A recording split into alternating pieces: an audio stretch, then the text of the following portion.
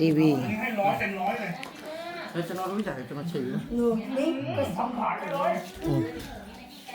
แม็กกี้ เยอะแล้ว ในที่ส่วนนี้นะคะทำให้อร่อยหอมกลมกล่อม โรยกระเทียมเจียวลงไปแบบนี้ตามด้วยผัก พี่มาถามว่าจะเลย อันนี้ให้ร้อยเต็มร้อยเลย စားရပါသည်ပြီးလျံတော်တော်စားပါသည်ပြီးလျံ โรยกระเทียมเจียวลงไปแบบนี้ตามด้วยผักชีครับ ပြီးလျံ อันนี้ให้ร้อยเต็มร้อยเลยผ่านไปเลยแม็กกี้ ကိုဒီယ โรยกระเทียมเจียวลงไปแบบนี้ตามด้วยผักชีครับซอสคลุกหมูช่ำๆให้ก็คงเป็นร้อยอันนี้ให้ร้อยเต็มร้อยเลย น่ากินมาก ผ่านไปเลย ติ๊กเกมเลยจีเดีย แม็กกี้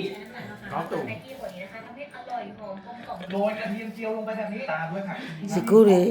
ชอบชอบ อันนี้ให้ร้อยเต็มร้อยเลย ကမ္မကြပါစေချမ်းသာကြပါစေကိုယ်ဆင်းရဲခြင်းစိတ်ဆင်းရဲခြင်းတော့ကင်းပါစေလူရင်သောစန္ဒတလုံးတော်ဝါဒပြီးဆုံးနိုင်ပါစေ ซอสคลุกหมูช่ำๆให้ก็คงเป็นร้อยอันนี้ให้ร้อยเต็มร้อยเลย